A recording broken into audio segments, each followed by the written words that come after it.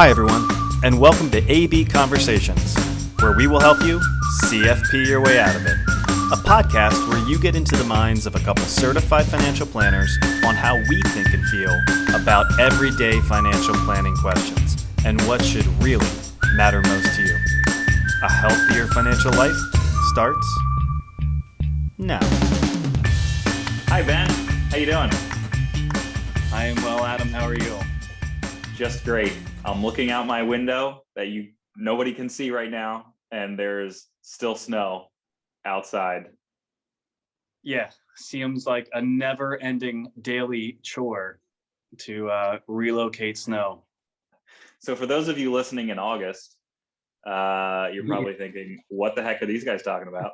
It's bright and sunny and warm. Magic of podcasts. Yeah, So here we go. Yes. Today we're going to talk about trusts. And I think there's definitely the common misconception that is, if I don't have a ton of money, millions upon millions of dollars, then I don't need trusts. They don't Right. apply to me. So we'll go through, I guess, some of the reasons or some of the stories that we can share that may not be the case. Right.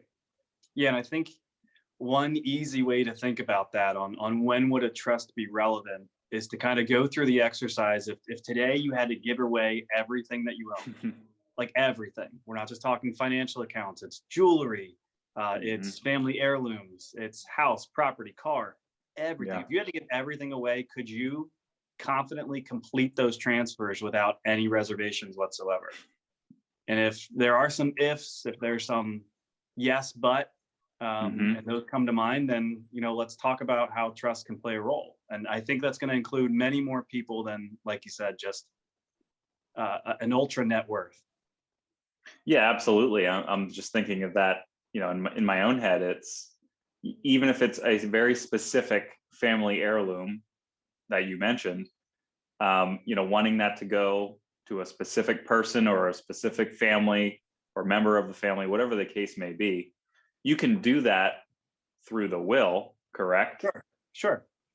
Yeah, but I think this is where we would actually have the conversation on control, right? Yeah. And for you to maintain some sort of control with how things should be going after you're no longer either with us or whatever that would be, then that's the reason for a trust. So let me start selfishly for myself, right? You've got minor children too. If at some point money needed to be left behind, God forbid my wife and I pass away at the same time, now there's money that's going to care for my kids. They can't handle that at their age. Right. It's probably prudent of me to have a trust that says, here's how this needs to go for them. Almost like instructions to our babysitter, right? Here's how we want things to go. This is when they need to get pajamas on, brush their teeth. This is what we follow. It'd be the same thing with money. We want it to care for this, then care for that. Maybe some of this can be theirs at 25, but then the rest at 30. That's control. We would want that control when we're no longer here. That's reason for a trust. Yeah, and I think that's certainly in our world, and that scenario is one of the most obvious when there are minor children involved that can't manage can't manage the funds on their own because they're not of legal age. That's a pretty easy one, I think, and you hit on it, right? The use of any trust to me is ultimately about control, and the person setting up that trust being able to have that control long after they have passed on, right? Or even while they're living. But in my head, it's from beyond the grave, being able to kind of dictate and control who gets to use the asset for what purposes, and really can be super specific with the use of their funds once they have passed. Yeah, and it's not just, I'm now thinking, it's not just minor children then either. I mean, we right. know many different people go through challenges in life. Maybe it's an adult child that's just doesn't have the fiscal responsibility to be able to handle what may be some sort of windfall for them. So to kind of stipulate how that money needs to be handled, what access there's going to be, I think this is probably important to share. A trust is going to have somebody that is then in control of executing what that document says, a trustee, right? So put somebody else in control of managing those affairs until somebody else is ready to do it. or maybe there's situations where they'll never be ready, right? I think to Right. a Yeah. specific situation that we've been a part of for a specific client, she's mentally disabled. She's not going to be able to manage her own affairs. It was really important for mom and dad to make sure that she was going to be cared for, that money was going to be there to care for her, but she can't have access to that. She doesn't have the responsibility, and that may complicate other benefits that she gets. Right. Other scenarios that you can think of where these trusts pop up for us? Yeah. So going back to that control idea, it's there. We certainly see it, right? It's the blended families, Yeah. couples that both had previous marriages. Maybe they're both divorced. They have children from previous marriages, and now maybe they have some stepchildren. That combining of families, the scenario where husband and wife, both married before, are now coming together. The families are being merged. Let's say husband passes away, but he wants all the funds to take care of his bride, his new wife now. But upon her passing, wants the money to come back to take care of his children in the future, rather than just go to her and now go to her children. It's those super specific scenarios where you can dictate the flow of your assets after your passing. And we've seen that even outside of the trust environment, just, being really good about your beneficiary designations. Yes. And I think about a client situation we had last year where that wasn't thought through, right? Leaving everything to your spouse then meant once you pass away, the spouse can dictate where that goes, when maybe that wasn't including the next level of heirs that you wanted to include. So I think that's a really good one. And that is more and more common, as dissolution of relationships, people go through challenges, remarriage, control, that one makes complete sense to me. Yeah, and we kind of talked about the children, but another scenario there is, let's say there's adult children now that have married, started their own families. We'll just say that you may not be a strong fan of your son or daughter-in-law, and you would want to protect that asset from any potential, again, dissolution of a relationship. Who knows, bad things that can happen on that side of things. But again, it's ultimately about control and who you want the asset to help in the future, or who you want to have access to your funds down the road. Yeah, and I think that is a really important one to bring up too. Again, we brought up minor children, we brought up special needs, we brought up blended families.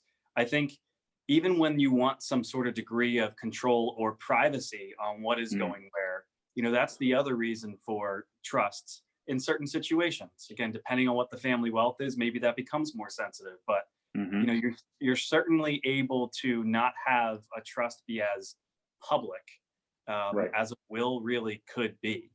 And that's kind of the idea too of the trust, that not only is it private, but it can carry on past one lifespan, right? It is its own entity. So it really can be something that is there for more multi-generational wealth than just flopping assets or giving directly to heirs, as would typically occur with any financial account or through the will. Yep.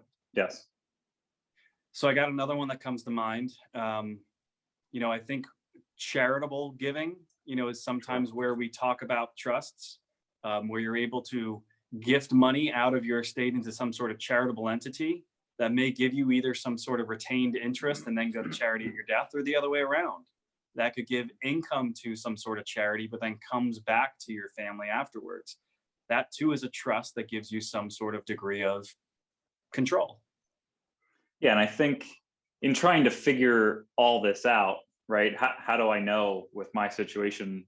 There's all these different kinds of trusts, and they're all for specific situations. What is that process to kind of go through with a client or somebody to try to determine what's going to actually fit for my situation, right? If we're assuming that not everybody thinks, hey, I don't need a trust, I don't have a ton of money, I'm going to leave it to these few people and have it be that simple. But yeah, what's the process that we go through to try to help people figure that out? Maybe we should have started there. Here we are, a bunch of certified financial planners talking about estate stuff. But, it's the process really just is about understanding situations, understanding wishes, understanding family dynamics. looking around corners at what could go wrong. I mean, these are the reasons to document and think through these things. And that's a big part of what we do. And while it's absolutely crucial, I think, in the latter stages of life, I think we gave a couple examples here today where it's really for everyone to be thinking about based on what their specific goal is and what they want to see happen. And I think as life feels more and more complicated, relationships feel complicated, taxes feel complicated, situations just feel complicated, going through this kind of questioning process on what do you value, what matters most to you, and then figuring out the way to document it, it's like our job. That's what we do. Yes. So that was the correct answer. 100 points to you. Thank you. Yeah, it truly is just, as we said, it's situational. Everybody's values may be slightly different. What they want to see happen with their own wealth can be slightly different, or even vastly different. But I think ultimately, when it comes to estate planning in general, it's not always a fun topic to kind of go through, and just getting over that initial hurdle to even start that conversation is kind of the biggest one that we see. So again, if it's us playing a role, if it's working with an estate attorney, or ideally it's both, just start to have that conversation, start to really give thought to what you would want to see happen. In your example, if you had to get rid of everything today, how would you want to see that happen? And then we can start to plug in some strategies that may actually fit to get you to that end goal. Yeah, and maybe that's a good way to wrap this up. I think, we often look at ourselves as kind of that financial head coach that needs to bring together all these different facets and professionals in your life, the tax attorney and the, estate attorney being the two other most prominent in our mind. Mm-hmm. If you do, going back to the misconception, if you do have to worry about estate taxes, right, levels of wealth that would actually be taxed upon death, then trusts are almost non-negotiable. And I think that's where we need to play an even more important role on understanding the financial dynamics of not only taxes, but titling assets, AB marital trusts, other irrevocable trusts where you're putting money outside of the estate. I'm not going to go into these details other than to say there certainly is a level of wealth where what we do becomes incredibly necessary in teaming with those other professionals. So we're certainly going to be a part of that process too. Yeah. Yep. Well said. So I think we probably hit most of the key points here. If there are blended families, if there are minor children, if there just are concerns with adult children, if there's special needs, specific gifts you want, or there's going to be some sort of degree of privacy, charitable giving, something of that nature. These are all reasons. I don't know how many that was, but these are all reasons to have the conversations on documenting your wishes appropriately. I obviously could not agree more. Thank you for all the points. I'll look at our catalog and see how I can cash those in. Okay, sounds great. You can get a Haas Financial Group mug. Great. Thank you for the time today. Thank you. See you again soon. All right, thanks. Bye.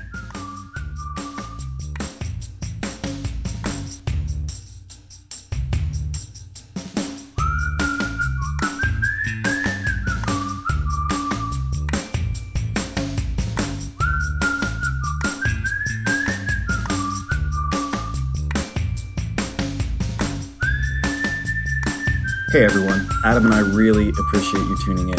Please note that the opinions we voiced in the show are for general information only and are not intended to provide specific recommendations for any individual. To determine which strategies or investments may be most appropriate for you, consult with your attorney, your accountant, and financial advisor or tax advisor prior to making any decisions or investing. Thanks for listening.